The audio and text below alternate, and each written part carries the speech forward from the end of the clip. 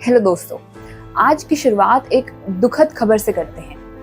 18 सितंबर 2024 को चाइना के शेंजन में एक दिल दहला देने वाली घटना घटी, जब एक 10 साल के जापानीज बच्चे की बेरहमी से हत्या कर दी गई। ये कोई आइसोलेटेड घटना नहीं है। पिछले कुछ महीनों में जापानीज नेशनल्स पर कई हमले हुए और ये सब चाइना में बढ़ती एंटी जापानीज सेंटिमेंट का रिजल्ट है। लेकिन सवाल ये है, चाइना में जापान को लेकर इतनी नफरत क्यों है? चाइना और जापान के बीच इस दुश्मनी की रूट्स हिस्ट्री में काफी गहरी है और इसका सबसे बड़ा रीजन है सेकेंड सीनो जापानीज वॉर और वर्ल्ड वॉर 2। 1937 में जापान की आर्मी ने चाइना पर बहुत ही ब्रूटल तरीके से अटैक किया, जिसे आज भी चाइनीज सोसाइटी में नेशनल ह्यूमिलिएशन कहा जाता है। 1937 में जापानीज सोल्जर्स ने चाइना के नैनजिंग शहर पर हमला किया। उस दौरान 3 लाख से ज्यादा चाइनीज सिटीजन्स को बेरहमी से मारा गया और हजारों महिलाओं का रेप किया गया। इस ट्रेजेडी को चाइनीज लोग आज भी नहीं भूले हैं और ये रिसेंटमेंट हर जनरेशन में बरकरार है। उस समय ग्लोबल पॉलिटिक्स में जापान जैसी इंपीरियलिस्ट पावर्स अपने इन्फ्लुएंस को बढ़ाने में लगी थी। लीग ऑफ नेशंस जैसे इंटरनेशनल ऑर्गेनाइजेशंस भी इन्हें रोकने में नाकाम रहे, जिससे कि चाइना में एक गहरी नाराजगी बनी रही। जापान का इंपीरियलिस्ट एक्सपेंशनिज्म पूरे ईस्ट एशिया को डिस्टेबलाइज कर रहा था और इसका सबसे गहरा असर चाइना पर पड़ा। वर्ल्ड वॉर 2 के दौरान जापान ने चाइना के कई हिस्सों पर कब्जा किया और वहां क्रूएलिटी से रूल किया। लाखों चाइनीज सिटीजन्स के फोर्स्ड लेबर कैंप्स में डाला गया और कई बार ह्यूमन एक्सपेरिमेंट्स भी किए गए। ये सब एट्रोसिटीज आज भी चाइना की कलेक्टिव मेमोरी में जिंदा है। इस दौर में colonial and imperialist expansion common बात थी, लेकिन जापान की मिलिट्री अग्रेशन और एट्रोसिटीज ने चाइना के नेशनल प्राइड को बहुत नुकसान पहुंचाया। Post world war 2 global dynamics में ये रिसेंटमेंट बढ़ता गया, खासकर जब जापान को इंटरनेशनल जस्टिस फोरम्स में पूरी तरह से अकाउंटेबल नहीं ठहराया गया। हिस्टोरिकल ग्रीवांसेस के साथ साथ आज भी चाइना और जापान के बीच टेरिटोरियल टेंशंस हैं और इसका सबसे बड़ा एग्जाम्पल है सेनकाकू दियाओ आइलैंड का डिस्प्यूट। सेनकाकू आइलैंड्स, जिन्हें चाइना दियाओ आइलैंड्स कहता है, दोनों देशों के लिए स्ट्रेटेजिक इंपॉर्टेंस रखते हैं। ये आइलैंड ईस्ट चाइना सी में है और दोनों देश इस पर अपना दावा ठोकते हैं। इसका विवाद कई बार मिलिट्री स्टैंड ऑफ तक पहुंच चुका है। पोस्ट वर्ल्ड वॉर 2 जब ग्लोबल पॉलिटिकल बाउंड्रीज रीडिफाइन हो रहे थे, जापान और चाइना के बीच टेरिटोरियल कॉन्फ्लिक्ट्स अनरिजॉल्व रह गए। कोल्ड वॉर के समय यूएस जापान अलायंस और चाइना की कम्युनिस्ट रिजाइम के बीच टेंशंस भी इस डिस्प्यूट को एक्सैजरबेट करते रहे। आज ग्लोबल शिपिंग लेन्स और नेचुरल रिसोर्सेज के लिए ये आइलैंड्स बेहद इंपॉर्टेंट है और इन पर कब्जा मिलिट्री और इकोनॉमिक पावर के लिए जरूरी है। चाइना में इस टेरिटोरियल डिस्प्यूट को अक्सर नेशनल प्राइड से जोड़ा जाता है। चाइनीज पॉलिटिशियंस और मीडिया इस मुद्दे को नेशनल सोवरेनिटी की तरह दिखाते हैं, जिससे जनता में जापान के खिलाफ एंगर और बढ़ता है। आज ग्लोबल जियोपॉलिटिक्स में टेरिटोरियल सोवरेनिटी के डिस्प्यूट्स को कई देश नेशनलिज्म के फ्यूल की तरह यूज कर रहे हैं, जैसे कि रशिया यूक्रेन, इंडिया पाकिस्तान, और इसी तरह चाइना जापान के बीच भी ये सोवरेनिटी का मुद्दा नेशनलिस्टिक प्राइड के रूप में भी उभरता है। एंटी जापानीज सेंटिमेंट सिर्फ हिस्टोरिकल ग्रीवांसेस या टेरिटोरियल डिस्प्यूट्स तक लिमिटेड नहीं है। चाइनीज पॉलिटिशियंस और स्टेट कंट्रोल्ड मीडिया ने इसे एक पावरफुल पॉलिटिकल टूल के तौर पर यूज किया है। चाइना में स्कूल्स में बच्चों को पेट्रियोटिक एजुकेशन दी जाती है, जहां जापान के एट्रोसिटीज और हिस्टोरिकल रॉन्ग्स को लगातार हाईलाइट किया जाता है। इसे नेशनल प्राइड और यूनिटी के तौर पर बढ़ाया जाता है, जिससे जापानीज के खिलाफ रिसेंटमेंट बढ़ता है।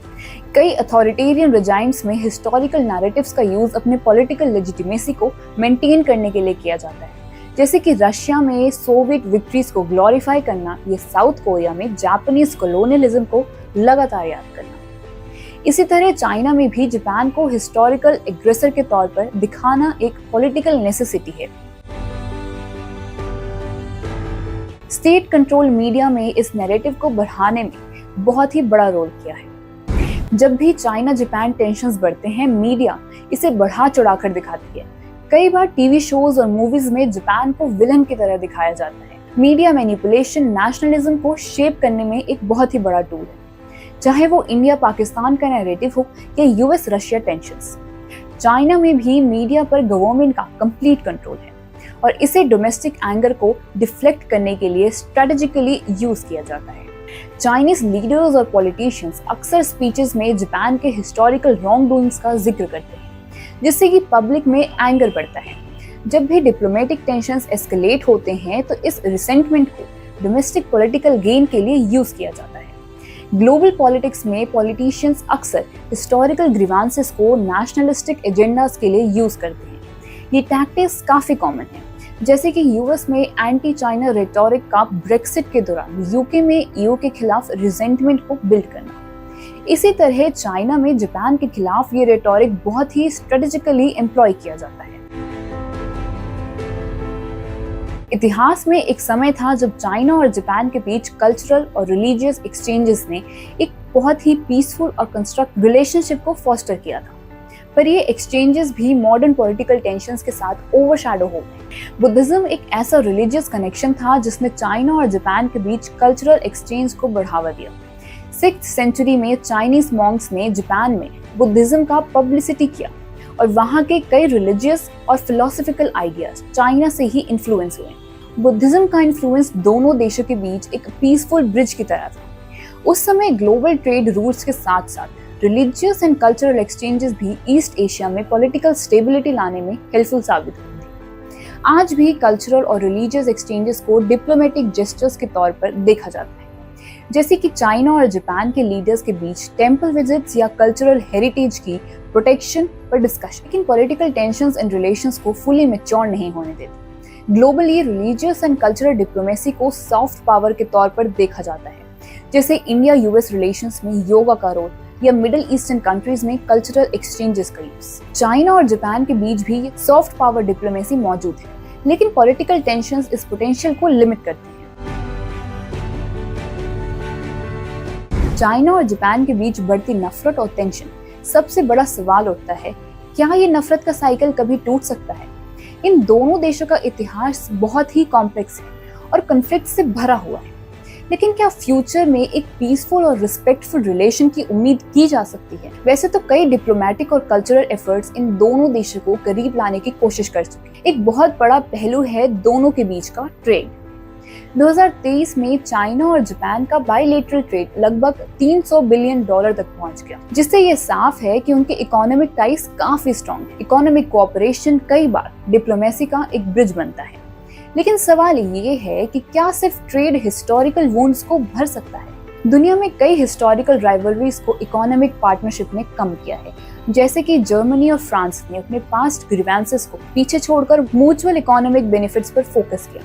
वैसे ही चाइना और जापान के बीच ट्रेड एक ऐसा रास्ता हो सकता है जो उन्हें धीरे धीरे क्लोजर लाए। कल्चरल डायलॉग और एक्सचेंज की जरूरत इकोनॉमिक टाइज के साथ साथ कल्चरल और एजुकेशनल एक्सचेंजेस पर भी ध्यान देना बहुत जरूरी है। पिछले कुछ दशकों में कई इनिशिएटिव्स हुए हैं जो दोनों देशों के बीच अंडरस्टैंडिंग और ट्रस्ट को बढ़ाने की कोशिश करते हैं। जापानीज लैंग्वेज स्कूल्स चाइना में बहुत पॉपुलर है। कई स्टूडेंट एक्सचेंज प्रोग्राम भी चले हैं और हिस्टोरिकल कॉन्फ्लिक्ट्स पर शेयर्ड एकेडमिक कॉन्फ्रेंसेस ने भी इस गैप के ब्रिज को कम करने की कोशिश की है। इसी तरह के कल्चरल इनिशिएटिव्स ने कई देशों के बीच हॉस्टिलिटी को कम किया है।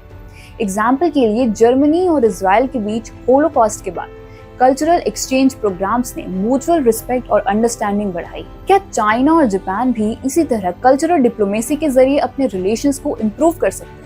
आज के डिजिटल एज में चाइनीज और जापानीज यूथ ग्लोबलाइज दुनिया से बहुत कनेक्टेड है। सोशल मीडिया, ऑनलाइन एजुकेशन और ग्लोबल कल्चरल ट्रेंड्स से यूथ में एक नया पर्सपेक्टिव आ रहा है। दोनों देशों के यूथ के बीच ये नए रिलेशनशिप्स और इंटरैक्शंस इस साइकिल ऑफ हेट्रेड को ब्रेक करने में सबसे इम्पोर्टेंट हो सकते हैं। हिस्ट्री से हटकर मॉडर्न चाइनीज और जापानीज यूथ को एक ऐसा फ्यूचर क्रिएट करना चाहिए जो म्यूचुअल रिस्पेक्ट और अंडरस्टैंडिंग पर बेस्ड हो।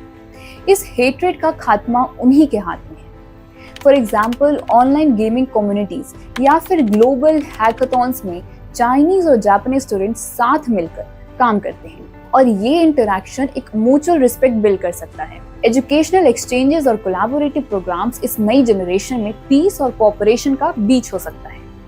चाइना और जापान दोनों ही वर्ल्ड पावर्स बन चुके हैं और दोनों की एक दूसरे पर इकोनॉमिक और रीजनल रिलायंस बढ़ रही है। इनके बीच कई ग्लोबल चैलेंजेस जैसे क्लाइमेट चेंज, टेक्नोलॉजी और रीजनल सिक्योरिटी भी कॉमन है। अगर इन कॉमन इश्यूज पर दोनों एक साथ काम करें तो शायद ये हॉस्टिलिटी धीरे धीरे कम हो सके। इतिहास में चाइना और जापान के बीच एक बहुत ही बड़ा कल्चरल और रिलीजियस कनेक्शन रहा है, लेकिन आज भी क्या ये रिलीजियस एक्सचेंजेस इस हॉस्टिलिटी को कम करने में मदद कर सकते हैं? 6th सेंचुरी में बुद्धिज्म चाइना से जापान में ट्रैवल किया और इसे वहां फ्लरिश करने में मदद की। कई चाइनीज मॉन्क्स ने जापान जाकर रिलीजियस और फिलोसॉफिकल टीचिंग्स दी, जिसमें दोनों देशों के बीच एक स्ट्रॉन्ग कल्चरल बॉन्ड बना। चाइना के कन्फ्यूशनिज्म और ताओइज्म ने भी जापान की सोच और सोसाइटी को डीपली इन्फ्लुएंस किया। उस समय के पॉलिटिकल एनवायरनमेंट में रिलीजियस एक्सचेंजेस को पीसफुल डिप्लोमेसी का एक फॉर्म माना जाता था। बुद्धिज्म ने चाइना और जापान के रूलर्स के बीच एक कोऑपरेटिव डायलॉग बनाने में भी मदद की। ये पीस के लिए एक कॉमन ग्राउंड था। आज भी कई जॉइंट रिलीजियस और कल्चरल प्रोजेक्ट्स होते हैं। जापानीज और चाइनीज स्कॉलर्स कई बुद्धिस्ट कॉन्फ्रेंसेस में शामिल हुए और चाइना जापान के बीच कई टेम्पल रिस्टोरेशन प्रोजेक्ट्स भी चलते हैं। ये कल्चरल टाइज एक सॉफ्ट डिप्लोमेसी का तरीका है जो कि म्यूचुअल रिस्पेक्ट और अंडरस्टैंडिंग को बढ़ावा देता है। दुनिया में कल्चरल और रिलीजियस डिप्लोमेसी का रोल हमेशा से इम्पोर्टेंट रहा है। इंडिया और साउथ ईस्ट एशिया के बीच भी बुद्धिज्म और हिंदुइज्म जैसे रिलीजियस टाइज ने पॉलिटिकल और डिप्लोमेटिक रिलेशंस को स्टेबलाइज करने में मदद की है। चाइना और जापान के बीच भी इसी तरह के रिलीजियस और कल्चरल एक्सचेंजेस के पोटेंशियल को यूज किया जा सकता है। रिलीजन और स्पिरिचुअलिटी की इस रिसेंटमेंट को हील करने में मदद कर सकते हैं। दोनों देशों के शेयर्ड रिलीजियस हिस्ट्री को रिस्पेक्ट करना और उसे सेलिब्रेट करना एक ऐसा रास्ता हो सकता है जिससे ये टेंशंस कम हो, चाहे वो बुद्धिस्ट मॉन्क एक्सचेंज हो या फिर टेम्पल डायलॉग्स। इनमें एक कॉमन स्पिरिचुअल बॉन्ड को फिर से एस्टैब्लिश किया जा सकता है। इन द एंड एक बात तो साफ है, चाइना और जापान का हिस्ट्री बहुत ही कॉम्प्लिकेटेड और पेनफुल रहा है, लेकिन उसी हिस्ट्री में सॉल्यूशंस भी छिपे हुए हैं। चाहे वो इकोनॉमिक टाइज हो, यूथ एक्सचेंज प्रोग्राम्स हो या फिर कल्चरल और रिलीजियस डिप्लोमेसी, ये सब वो ब्रिजेस हैं जो इन दोनों देशों के बीच की हॉस्टिलिटी को धीरे धीरे कम कर सकते हैं। इकोनॉमिक और रीजनल कोऑपरेशन, क्लाइमेट चेंज और टेक्नोलॉजी जैसे कॉमन चैलेंजेस पर काम करना दोनों देशों के लिए जरूरी है। ये म्यूचुअल इंटरेस्ट उनके रिलेशंस को रिपेयर करने में एक बड़ा फैक्टर हो सकते हैं। चाइना और जापान की यूथ एक नई जनरेशन है जो पास्ट ग्रीवेंसेस से बाहर निकलकर एक ब्राइट और कोऑपरेटिव फ्यूचर बना सकती है।